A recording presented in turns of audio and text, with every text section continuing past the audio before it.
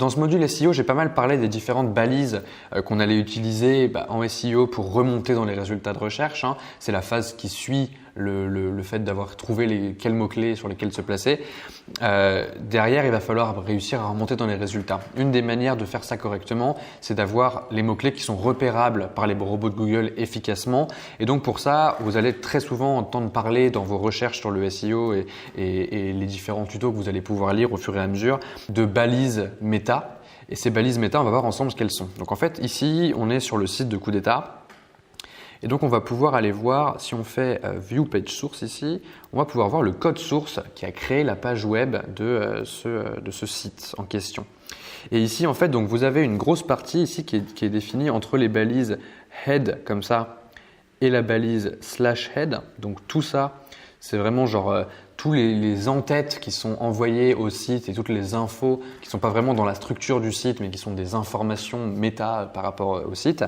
Et donc vous voyez qu'il y a plein d'infos. Donc c'est des choses que nous on a mises volontairement sur Coup d'État. Donc par exemple vous voyez les OG titles de Facebook. Ça c'est ce qui permet quand vous partagez sur Facebook d'avoir une image spécifique avec un titre spécifique, etc. Ceux de Twitter aussi. Vous avez le code du Facebook Pixel, vous savez ce que c'est si vous avez regardé le module sur les social ads. Vous avez le code de Analytics et donc vous avez évidemment des balises qui sont comme celle-ci, la balise Title.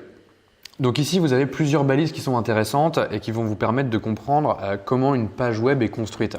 La première chose qu'une page web fait, c'est la balise title. Donc cette balise title, une balise HTML, c'est toujours comme ça, c'est toujours un petit chevron ouvert, un nom et un petit chevron fermé, et c'est des noms standards. C'est ce qu'on apprend quand on apprend à coder.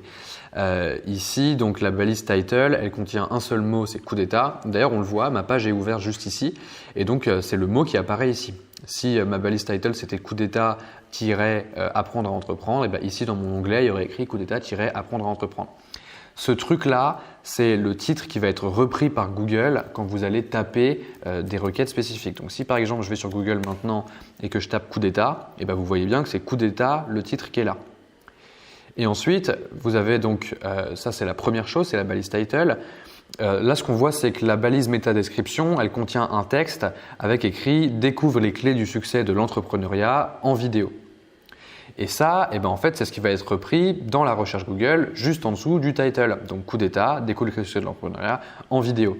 Et en fait, tout ça, ça vous permet de bien comprendre que Google, il vient scanner en fait juste ce code et qui dit bon voilà, le title c'est ça, je vais prendre ça pour l'indexer dans Google. La métadescription c'est ça, je vais l'indexer dans Google de cette manière-là.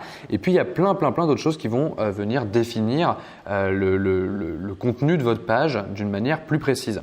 Par exemple, on va parler des balises H1.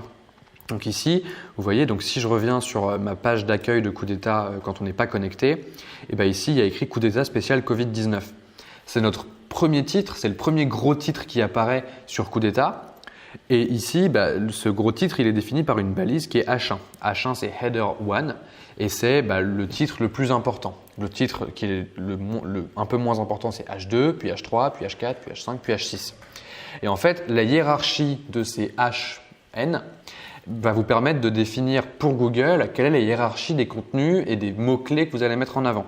Donc on sait qu'ici, le mot-clé Coup d'État spécial Covid-19, c'est vraiment le truc dont cette page parle.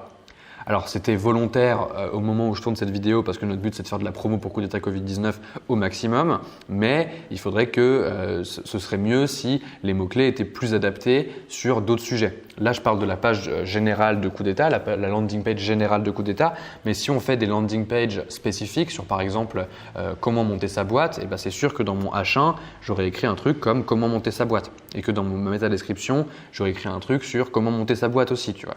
Parce qu'en fait tous ces mots-clés là, plus ils sont repris dans des balises qui ont une hiérarchie élevée, plus ils sont considérés comme importants quand Google vient scanner le code. Voilà, c'est à peu près tout. Ici, on a un H1, un H3. Il n'y a pas beaucoup plus à comprendre que ça. Donc, ce qu'il faut bien comprendre, c'est que quel que soit l'outil que vous allez utiliser pour créer votre site web, que ce soit Squarespace ou coder vous-même à la main ou n'importe quoi, vous allez avoir forcément du code derrière votre page web. Et ce code-là, les balises qui sont importantes, c'est la meta title et la méta description. D'ailleurs, nous, on l'a 2 fois. C'est pas malade. Je vais pouvoir fixer ça. Ça illustre bien que c'est un travail qui est constamment en cours. C'est un travail où il faut se poser la question régulièrement de quels mots-clés on veut mettre en avant, faire des updates sur son site web pour savoir comment Google va lire notre page web, comment il va l'indexer et donc sur quels mots-clés il va essayer de mettre en avant. Ça, c'est le fonctionnement des balises HTML dans une page web.